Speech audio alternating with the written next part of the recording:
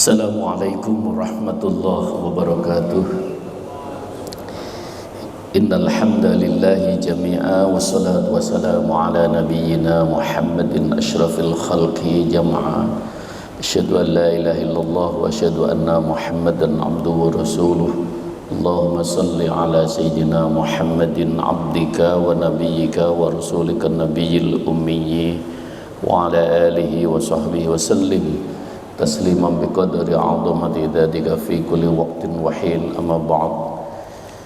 Hadratul mukarramun, para guru, para asatidah, para kiai, para alim ulama, wabil khusus kepada para Dewan Kemakmuran Masjid Asmaul Husna yang dimuliakan Allah, para jamaah sekalian yang selalu dirahmati oleh Allah. Puji syukur marilah kita panjatkan kehadirat Allah Subhanahu wa taala atas segala nikmat dan karunia-Nya. Pada pagi hari ini kita bisa bertemu kembali dalam keadaan sehat walafiat. Mudah-mudahan Allah limpahkan rahmat dan barokahnya kepada kita semua. Salawat dan salam marilah kita sampaikan kepada junjungan Nabi kita Muhammad sallallahu alaihi wasallam serta keluarganya, para sahabatnya dan kepada para umatnya. Mudah-mudahan kita termasuk umatnya yang istiqomah dalam mengikuti ajaran-ajarannya. Ma'asyiral muslimin rahimakumullah. Asyraful ulum ma'rifatullah. Ilmu yang akan memuliakan dirimu adalah ilmu engkau mengenal kepada Allah. Hari ini kita akan lanjutkan untuk mengenal Allah lewat nama-nama indahnya, mengenal Allah lewat Asmaul Husna. Walillahil asmaul husna fad'uhu biha. Dan kepunyaan Allah nama-nama yang indah. Karena itu bermohonlah kamu kepada Allah dengan nama-nama yang indah itu. Hari ini kita melanjutkan asma Allah Al-Bari Jalla Jalaluh dan Al-Musawwir Jalla Jalaluh. Dialah Allah Subhanahu wa taala yang mengadakan sesuatu yang tadinya tidak ada. Dialah yang menciptakan dan mengadakan dari ketiadaan.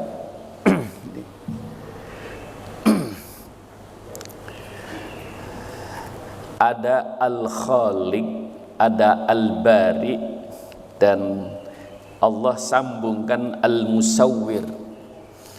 Al-Khaliq itu dialah Allah Subhanahu wa taala yang kemarin sudah kita kaji, yang menciptakan atau yang menentukan, yang mengukur segala apa yang akan diciptakan.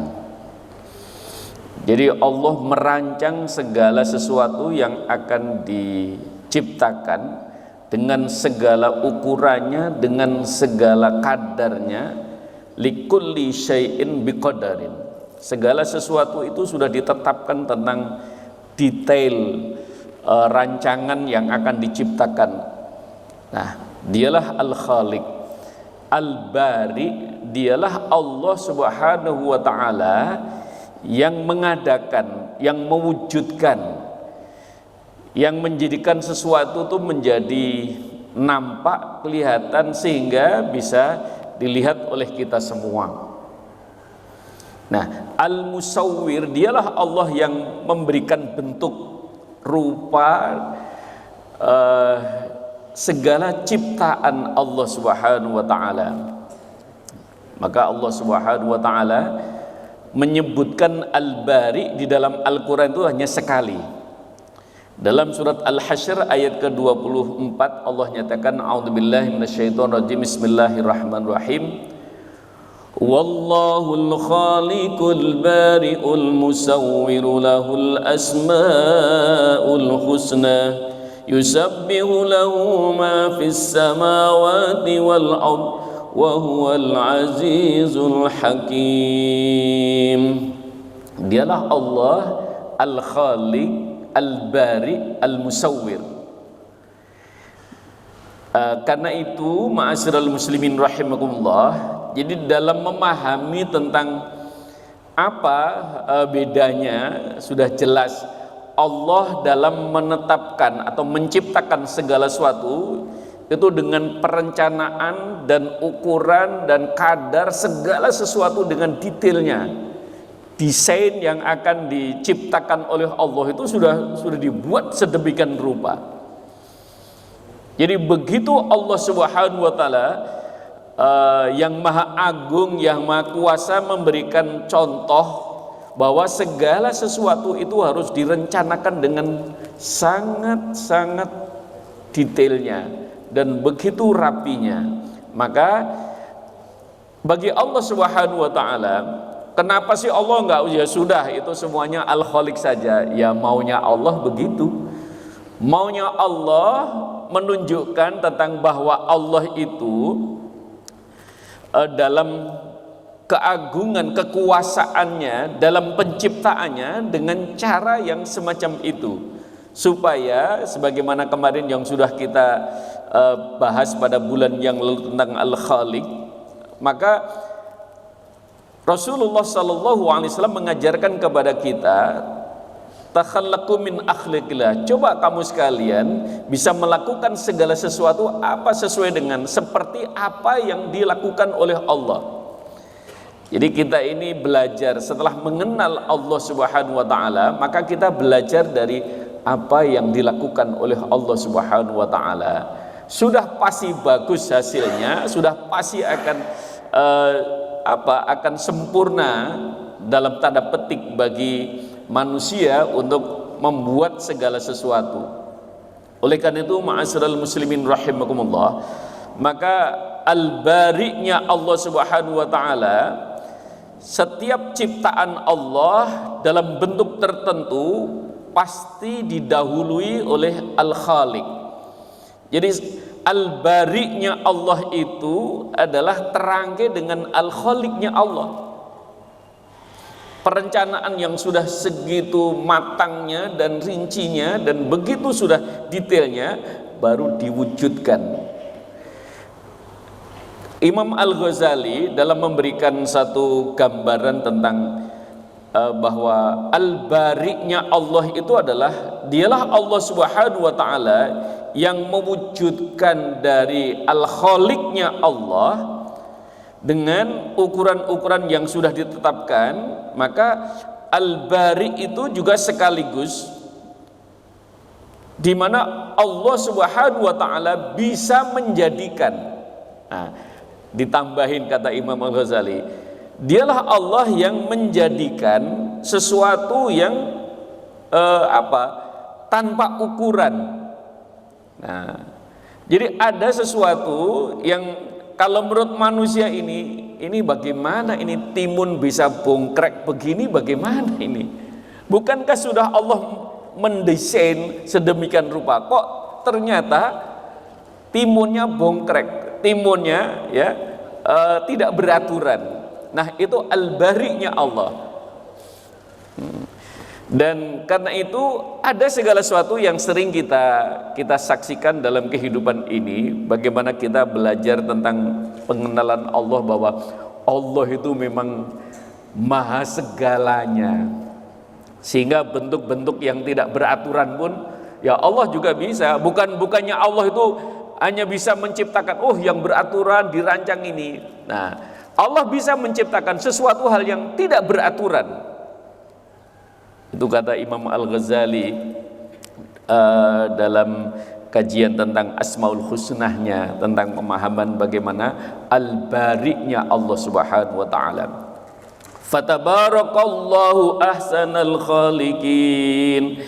Maka maha suci Allah Subhanahu wa taala, setiap di apa yang diciptakan itu terkandung kebaikan.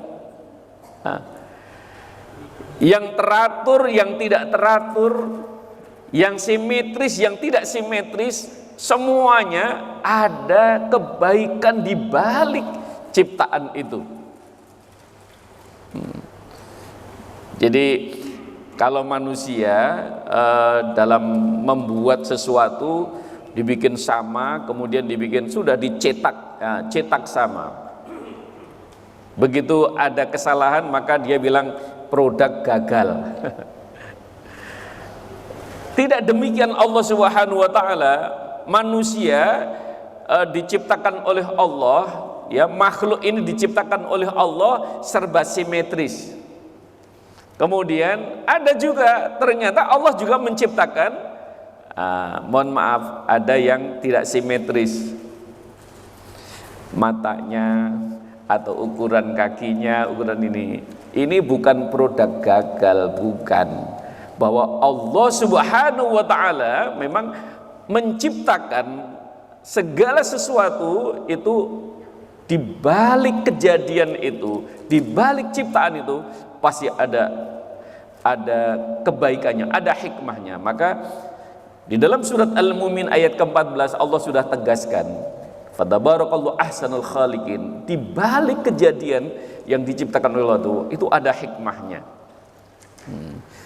Jadi oleh karena itu Bapak Ibu sekalian, buah-buahan ada yang begitu mulus, kita lihat jeruk bagus-bagus, tapi orang bilang wah ini jelek. Maka kita beberapa waktu yang lalu kita sudah ingatkan, jangan kita mencacat, jangan kita kemudian menjelekkan tentang apa yang diciptakan oleh Allah, karena di balik kejadian itu pasti ada hikmahnya.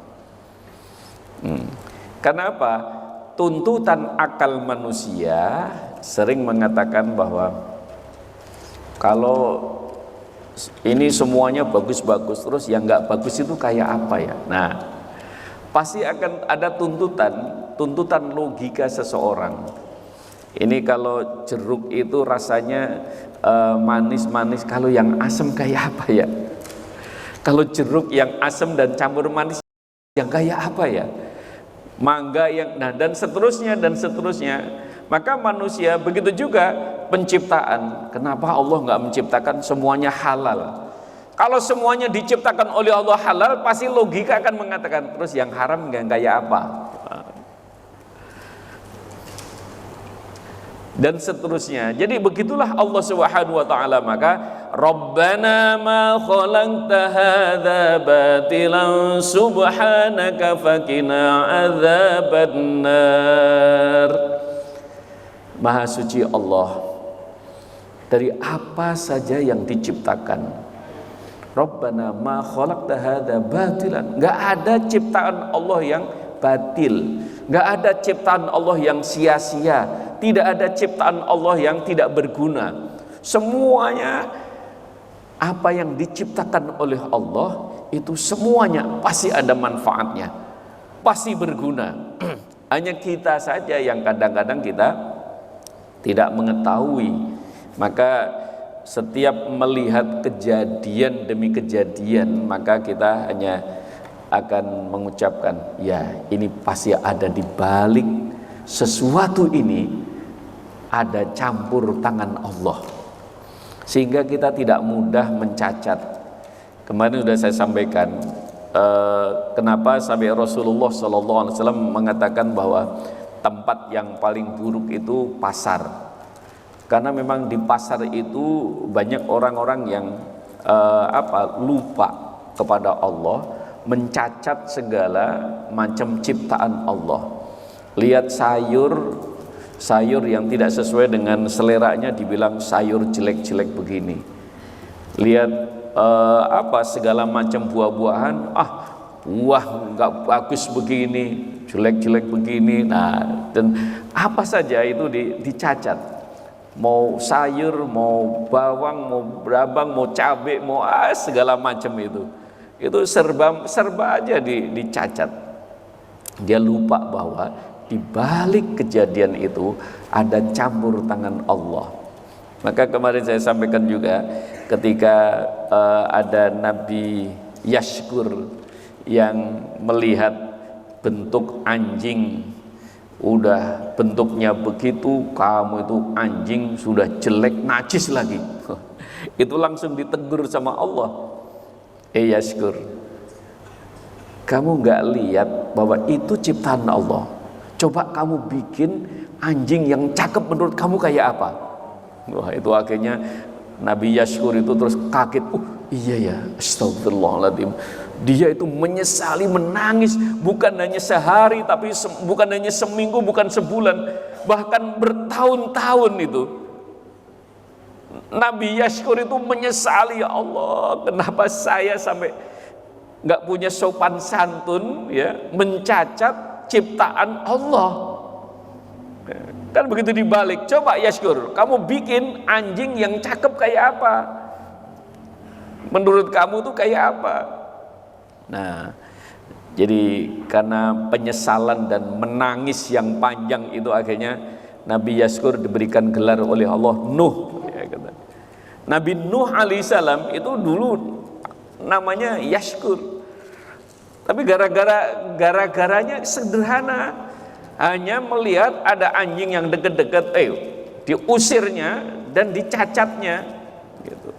Sudah jelek, najis lagi, udah sana, gitu kan. Itu ditegur sama Allah Subhanahu wa ta'ala. Padahal ya kalau najis kan tinggal ya sudah. Kalau memang ternyata tersenggol najis, ya bisa dibasuh, gitu kan. Nah, dan lain sebagainya. Oleh karena itu, ma'asyiral muslimin rahimakumullah. Jadi makanya seseorang yang sudah mengenal Allah Subhanahu wa ta'ala, maka memandang segala sesuatu itu ada, iya, di balik sesuatu ini ada campur tangan Allah, gitu. Apalagi sampai kita menghina ciptaan Allah yang lain, ya sama juga. Anjing juga ciptaan Allah, manusia ini Allah sudah menyebutkan bahwa manusia itu adalah ciptaan yang paling sempurna di antara ciptaan-ciptaan yang lain. Laqad khalaqnal insana fi ahsani taqwim. Sungguh Allah menciptakan manusia adalah makhluk yang paling sempurna di antara makhluk-makhluk yang lain. Nah, cuman manusia ini sudah diciptakan dalam keadaan yang begitu sempurnanya, tapi tidak sesuai dengan apa yang sudah ditetapkan oleh Allah. Sudah diciptakan bagus, bisa ruku, bisa sujud, tapi tidak ruku dan tidak sujud. Lisannya sudah bisa mengucapkan lafzul jalalah, bisa mengucapkan kalimat-kalimat thayyibah, tapi yang diucapkan malah kalimat-kalimat sayyi'ah. Mestinya kalimat-kalimat yang baik yang senantiasa diucapkan. Lisannya diciptakan oleh Allah, perangkat lisan ini diciptakan oleh Allah untuk menunjukkan keagungan dan kebesaran Allah, tapi malah lisannya digunakan untuk mencacat. Ujaran kebencian di mana-mana ditaburkan dengan lisannya, padahal lisan yang begitu lembut, begitu baik, kalau digunakan untuk mengucapkan kalimah-kalimah thayyibah, itu baru sesuai dengan apa yang ditetapkan oleh Allah. Maka summa radadnahu asfala safilin. Jadi manusia bisa jatuh martabatnya, turun derajatnya karena perilaku manusia itu sendiri. Sehingga Allah harus menurunkan, ini diturunkan ini. Grade-nya yang tadinya sudah istimewa diturunkan oleh Allah menjadi asfala safilin, sudah rendah dan direndahkan. Namanya juga aspal, sudah di bawah dan diinjek lagi. Itulah ma'asyiral muslimin rahimakumullah. Maka Al-Bari, kemudian Allah Subhanahu wa taala merangkaikan Al-Bari dengan Al-Musawwir. Dialah Allah Subhanahu wa taala di dalam Al-Qur'an, dalam surat Ali Imran ayat ke-6, Allah nyatakan, huwallazi yusawwirukum fil arhami kaifa yasha la ilaha illa huwal azizul hakim. Dialah Allah Subhanahu wa taala, dialah Allah alladzi, yaitu Allah yusawwirukum fil arham, yang memberikan bentuk kepada kamu sekalian sebagai manusia, fil arham, di dalam rahim ibumu, kaifa yasha, ya suka-sukanya Allah, bagaimana kehendak Allah. La ilaha illa huwa, tidak ada sembahan illa huwa kecuali Dia, Allah Azza wa Jalla, Al-Aziz Al-Hakim, yang maha perkasa dan yang maha bijaksana.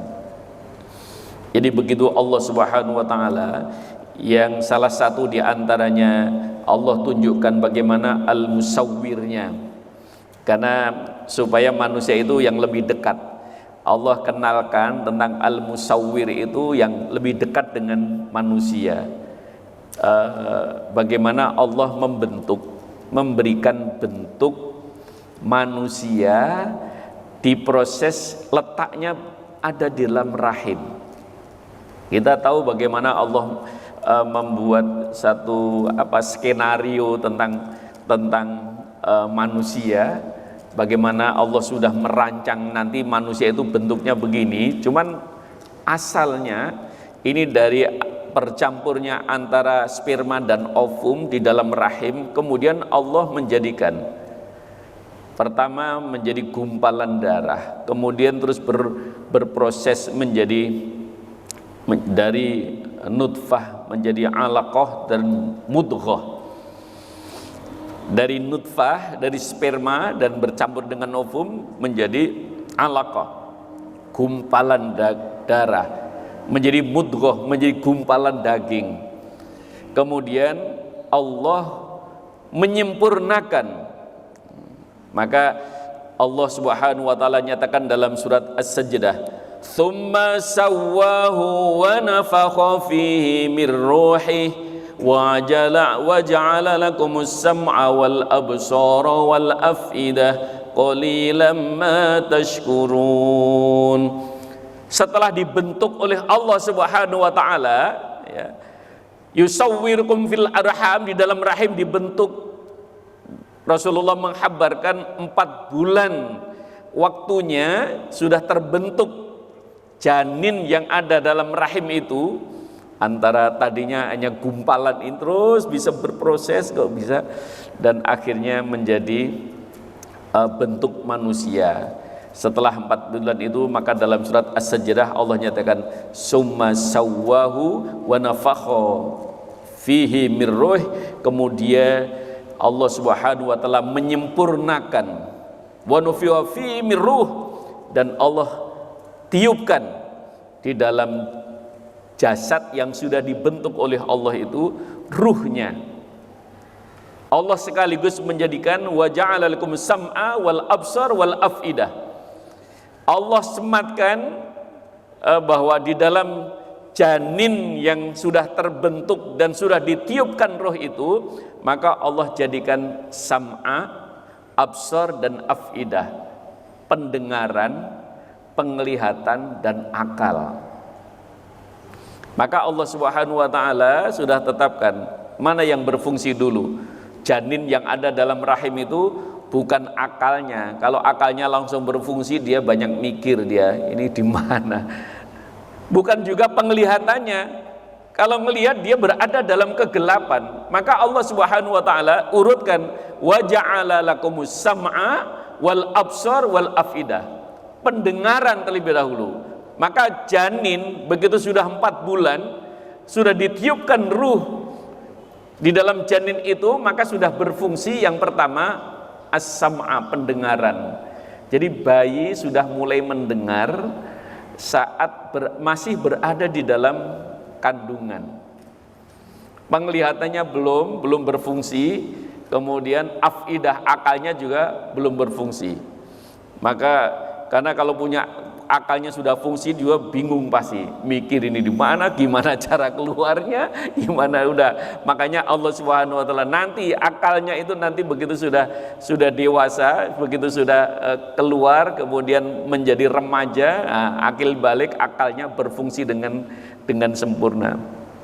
Tapi saat itu hanya mendengar. Maka bayi seringkali, kenapa Rasulullah SAW mengajarkan kepada kita untuk memperdengarkan kalimah-kalimah thayyibah saat ibu-ibu sekalian sedang hamil.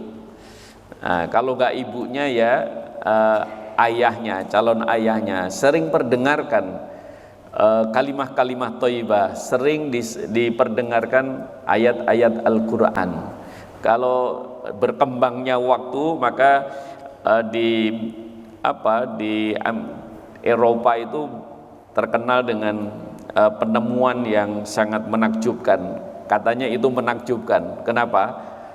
Bayi yang sering diperdengarkan musik-musik klasik akan menjadikan bayi itu menjadi lembut. Kenapa? Karena dia sering mendengarkan irama-irama yang lembut, dan biasanya musik-musik klasik itu memang aransemennya sudah luar biasa, maka kelembutannya itu sering menyentuh, bisa dinikmati, betul-betul bisa dinikmati. Nah, padahal Rasulullah sudah jauh hari sudah menyampaikan, anak-anak hendaknya engkau sering perdengarkan kalimah-kalimah thayyibah yang masih berada di dalam kandungan. Mana yang lebih klasik? Mana Pak yang lebih klasik? Musik klasiknya apa ayat Qur'annya? Ayat Qur'annya. Kalimat thayyibah sudah lebih lama, 14 abad yang silam itu Rasulullah sudah sampaikan. Mereka mengatakan, ini penemuan yang hebat katanya. Padahal itu barang baru. Rasulullah sudah menyampaikan. Jadi bagaimana Allah Subhanahu wa taala sangat menakjubkan. Al-Musawwirnya Allah itu, dialah Allah Subhanahu wa taala yang membentuk, yang memberikan rupa segala sesuatu oleh Allah Subhanahu wa taala, sehingga terus bagaimana? Yes, menurut skenarionya Allah, menurut kehendak Allah, maka kaifa yasha, rupanya yang kayak apa, seperti siapa, tapi Allah Subhanahu wa taala sudah merancang sedemikian rupa. Biasanya anak itu akan fotokopi dari orang tuanya. Jadi nggak akan keliru, Allah Subhanahu wa taala mendesain begitu anak lahir seperti bapak tetangganya. Itu akan menjadi repot itu. Maka Allah sudah mendesain anak itu lahir, oh iya ini kayak ayahnya, kalau nggak kayak ibunya gitu kan. Enggak, begitulah, loh kok kayak tetangganya. Enggak, Allah sudah mendesain sedemikian rupa, gitu kan. Nah, oleh karena itu, ma'asyiral muslimin rahimakumullah, begitu juga bagaimana Allah mendesain, bagaimana memberikan bentuk, segala bentuk yang ada di alam jagat raya ini, itu adalah karena al-musawwirnya Allah. Coba, mulai dari manusia yang begitu sudah berbeda, serupa tapi tidak sama. Serupanya apa? Ya namanya manusia, wajahnya ya pasti komponennya, nah ya seperti itu. Tapi ya serupa tapi tidak sama, gitu. Begitu juga ciptaan-ciptaan Allah, bentuk-bentuk yang lain. Allah membentuk semangka, bentuknya ya besar, bulat. Kemudian melon, beda lagi. Jeruk, beda lagi. Jadi begitu indahnya. Maka Rabbana ma khalaqta hadza batilan subhanak. Maha suci Allah yang Al-Khaliq, Al-Bari, Al-Musawwir, itu sungguh sempurna. Ya bentuknya, ya warnanya, ya kan, tampilan warnanya itu sungguh sangat menakjubkan. Maka karena ini terkait dengan kehendak Allah, kita nggak boleh, ya tidak sepantasnya kita mencacat tentang apa yang diciptakan oleh Allah Subhanahu wa taala. Mau jeruk bentuknya kayak apa, mau lihat mentimun bentuknya kayak apa, kita pasti setelah kita amati ini luar biasa. Semangka, pepaya, kemudian segala macam, ya beraneka ragam buah-buahan, itu warna-warninya memang luar biasa. Allah Al-Musawwir. Bahkan Bapak Ibu sekalian, kita menanam, ini ada menanam terong, menanam cabai, menanam semangka, menanam paya, ketela, dan dalam satu tempat yang sama, yang berdekatan. Allah itu sudah menetapkan bahwa semangka engkau bentuknya seperti ini, desainnya dari Allah semacam ini. Cabai engkau semacam ini, rasanya, warnanya, bentuknya seperti ini. Kita acak penanamannya, apa yang terjadi? Mereka itu akan punya kedisiplinan yang tinggi. Maka an-najmu wasyajaru yasjudan, segala macam buah-buahan, segala macam tumbuh-tumbuhan itu mereka sujud kepada Allah, tunduk kepada Allah. Cabai mau dicampur di tengah-tengah, ditanam di tengah-tengah kebun semangka, tetap saja dia keluar buahnya semangka, Pak. Enggak kan? Tetap keluar buah cabai.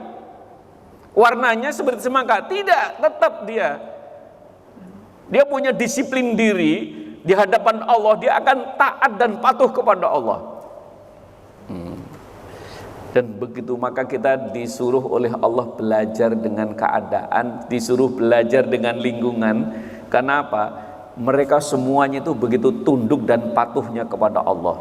Cabai dari sejak zaman dulu sampai sekarang, ya begitu bentuknya, warnanya, rasanya khas, pedesnya. Tomat dicampur dengan cabai, tetap saja tomat ya akan berbuah, pohon tomat berbuah tomat, pohon cabai tetap berbuah cabai, dan pohon semangka juga tetap akan berbuah semangka, gitu. Dan seterusnya. Maka hanya manusia yang seringkali mengingkari kepada Allah dan tidak patuh kepada Allah, dan bahkan maka kita disuruh belajar dengan coba begitu tumbuh-tumbuhan aja, begitu tunduknya, patuhnya, disiplinnya luar biasa. Oleh karena itu ma'asyiral muslimin rahimahullah, maka wasawwarkum fa ahsana suwarakum, dalam surat Al-Mu'minun ayat ke-64 Allah Subhanahu wa taala mengingatkan bahwa bentuk rupa yang sudah diciptakan oleh Allah adalah fa ahsana suwarakum, itu adalah yang terbaik. Itu. Jadi mau bentuknya binatang kayak apa, kambing yang terbaik, ya seperti itu. Sapi yang terbaik, ya seperti itu wajahnya. Anjing yang terbaik, ya udah seperti itu. Fa ahsana suwarakum, itu adalah yang sudah yang terbaik. Gitu. Jadi apa saja yang sudah dibutuhkan, ini adalah yang terbaik yang diciptakan oleh Allah. Maka tidak boleh kita kemudian kita mencacat tentang ciptaan Allah. Maka ini akan memunculkan akhlak di mana kita di hadapan Khalik itu kita harus hati-hati. Iya ya. Kalau Nabi langsung ditegur sama Allah, kalau kita udah caci maki nggak karuan, Allah nggak menegurnya, malah dibiarkan dalam caci makian itu. Naudzubillah min dzalik. Maka kita belajar dari Asmaul Husna, belajar dari asma-asma Allah agar kita lebih berhati-hati dalam menyikapi, dalam melihat segala sesuatu. Setiap apa saja yang kita lihat pasti ada campur tangan Allah Subhanahu wa taala. Mudah-mudahan lewat mimbar yang singkat ini setidaknya kita sudah terus kita menelusuri tentang asma Allah, mengenal Allah lewat ayat-ayat Allah, mengenal Allah lewat nama-nama indah yang Allah sudah sebutkan di dalam Al-Quran. Mudah-mudahan bermanfaat. Sebelum ditutup, kalau ada pertanyaan atau tanggapan dipersilahkan. Ya.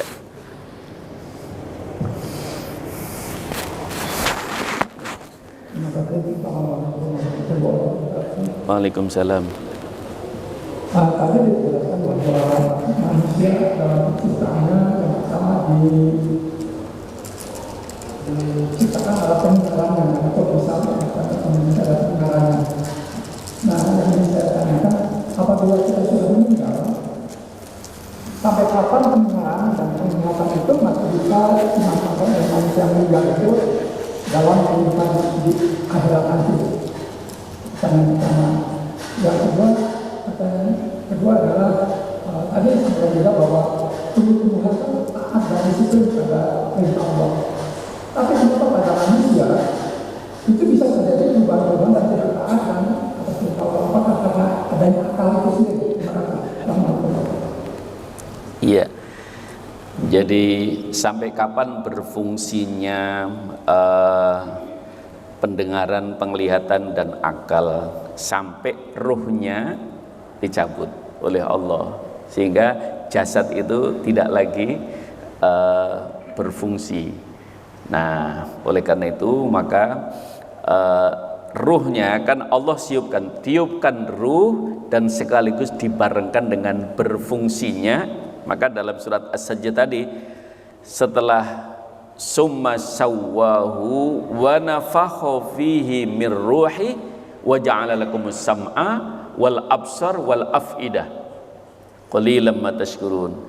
Jadi setelah sudah dibentuk oleh Allah dengan sempurna jasadnya, kemudian Allah tiupkan ruh, dan sekaligus saat itu Allah menjadikan as-sam'a, pendengaran. Jadi telinga yang sudah dibuat itu berfungsi. Kemudian sudah Allah jadikan juga di dalam jasad itu tentang absor, penglihatan. Nah, nanti tinggal begitu saatnya nanti sudah akan berfungsi. Tapi yang berfungsi pertama adalah seurutan as-sama dulu. Kapan ini, sampai kapan? Ya sampai rohnya dicabut lagi.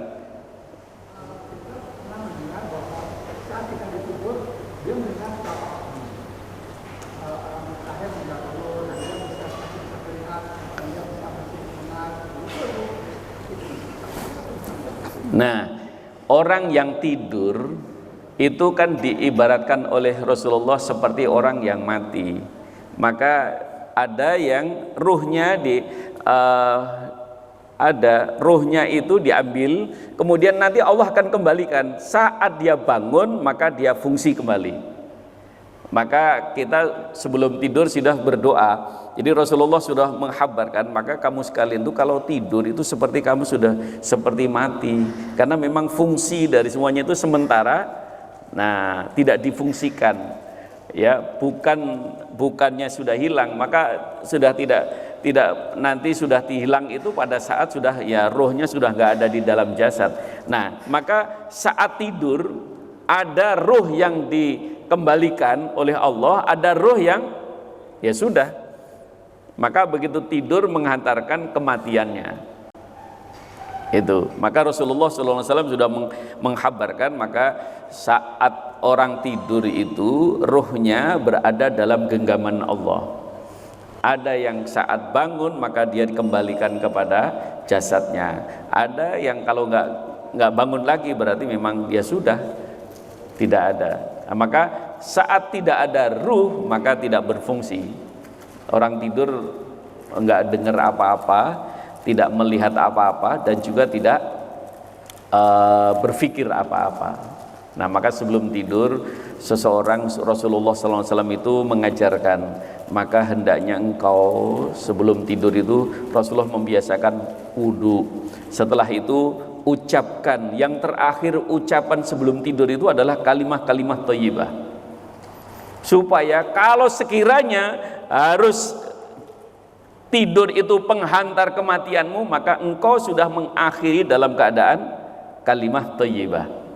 Maka Rasulullah SAW kalau mau tidur itu udah sibuk dengan mulai dari baca Bismillah 21 kali, Al-Ikhlas 3 kali, Falak An-Nas, dan terus Allah sampai.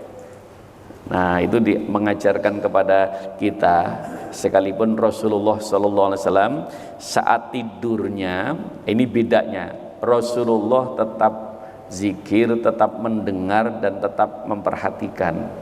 Itu bedanya Rasulullah dengan kita.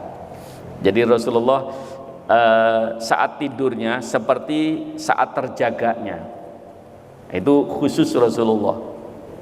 Nah tapi kalau kita begitu tidur, nah makanya kita jangan kebiasaan mau tidur HP-nya aja masih apa WA langsung plek tidur, atau nonton TV, sehingga kita akhir dalam tidurnya itu nonton TV. Kalau pas nonton yang pas bagus, pas mengucapkan kalimat thayyibah, kalau enggak, waduh berapi itu. Jadi bagaimana husnul khotimah? Malah seringkali yang nonton TV atau TV nonton kita gitu. Nah, itu makanya kita yang tertib lah dalam kehidupan ini. Jadi begitu Pak. Terus apa pertanyaan yang kedua tadi? Oh iya. Nah, kenapa kok tumbuh-tumbuhan begitu disiplin? Nah, ya itulah Allah Subhanahu wa taala memberikan pelajaran kepada kita bahwa Allah Subhanahu wa taala itu sampaikan dalam surat Ar-Rahman kan, An-Najmu was-sajru yasjudan. Mereka itu tunduk dan patuh pada, makanya saat kita memotong hewan, ucapkan bismillah.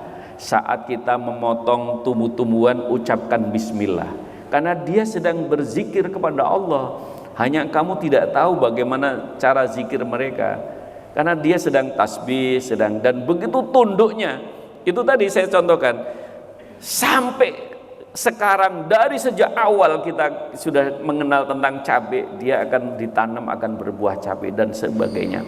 Itu begitu disiplinnya. Maka kita disuruh belajar dengan keadaan. Baca Al-Quran, baca juga ayat-ayat Allah, ayat Al-Quran, Quraniyah dan ayat Kauniyah. Kita disuruh oleh Allah untuk membaca ayat Quraniyah yang ada dalam Al-Quran dan ayat-ayat Kauniyah. Alam jagat raya ini adalah ayat-ayat Allah. Nah, kalau dia bisa disiplin, mestinya kita yang dikasih akal harusnya lebih dari itu. Memang lebih, Allah sudah menciptakan lebih, tapi manusia ini yang seringkali. Kenapa? Apakah karena akalnya? Bukan, karena nafsunya. Ya, karena nafsunya, sehingga manusia ini cenderung mengikuti nafsu. Kalau akalnya sebenarnya, kalau akal yang benar ya benar, tapi karena terdorong oleh nafsunya, nah ini akhirnya terjadi penyimpangan. Nah, oleh karena itu Allah Subhanahu wa taala, walaqad dara'na li jahannama minal jinni wal ins lahum qulubuna la yafqahuna biha walahum a'yunun la yubsiruna biha walahum udunun la yasmauna biha ulaika kal an'am bal hum adallu. Al-ayah. Walaqad dara'na li jahannam, sungguh Allah Subhanahu wa taala jadikan penduduk di neraka nanti minal jinni wal insi, terdiri dari bangsa jin dan manusia. Kenapa? Lahum, buat mereka itu, qulubuna la yafqahuna biha, diberikan hati tidak digunakan untuk memahami ayat-ayat Allah. Nah, malah dia biarkan saja. Lahum qulubuna la yafqahuna biha walahum a'yunun la yubsiruna biha, diberikan penglihatan tidak digunakan untuk melihat ayat-ayat Allah. Walahum udunun la yasmauna biha, diberikan pendengaran tapi tidak digunakan mendengarkan tentang ayat-ayat Allah. Kalau sudah begini, maka tidak menggunakan, tidak memfungsikan untuk memahami keagungan dan kebesaran Allah. Disebut oleh Allah ulaika kal an'am, maka dia sudah seperti kambing, seperti binatang. Jadi manusia itu kalau tidak menggunakan tiga hal ini dengan baik untuk mengagungkan dan memahami tentang keagungan Allah, ini bisa fatal. Nah, kenapa itu? Itu karena ada nafsunya. Kenapa sih Allah pakai kasih nafsu? Yaitu kelengkapan manusia. Kalau cuma nafsu doang, nah itu namanya itu binatang. Nah, kalau nggak pakai nafsu, baik semuanya, itu malaikat. Terus kalau pikirannya yang kotor itu karena dominasi nafsu semata, itu setan. Manusia lengkap semuanya, maka ada sifat malakiyah, ada sifat hewaniyah, ada sifat syaitoniyah, ada sifat nabatiyah. Mungkin di lain kesempatan kita akan bahas tentang hal itu. Jadi begitu Pak, mudah-mudahan bermanfaat. Ada satu lagi. Baik Bapak Ibu sekalian, mudah-mudahan bermanfaat. Insya Allah akan kita lanjutkan pada kajian selanjutnya. Kita mohon kepada Allah, mudah-mudahan Allah Subhanahu wa taala yang sudah membentuk kita, keluarga kita dengan begitu baik, kita mohonkan kepada Allah, mudah-mudahan keluarga kita ditetapkan iman Islamnya oleh Allah Subhanahu wa taala, diberikan sehat walafiat, dimudahkan segala urusan kita, disampaikan hajat kita, dan dijadikan anak turun kita anak yang soleh dan solihah. Lillahi ta'ala al-fatihah. A'udzubillahi minasyaitonirrajim. Bismillahirrahmanirrahim. Alhamdulillahirabbil alamin. Ar-Rahman Rahim Maliki Yaumiddin. Iyyaka na'budu wa iyyaka nasta'in. Ihdinas siratal mustaqim. Siratal ladzina an'amta 'alaihim ghairil maghdubi 'alaihim waladdallin. Amin. Kurang lebihnya mohon maaf. Wallahul muwaffiq ila aqwamit thoriq. Assalamualaikum warahmatullahi wabarakatuh.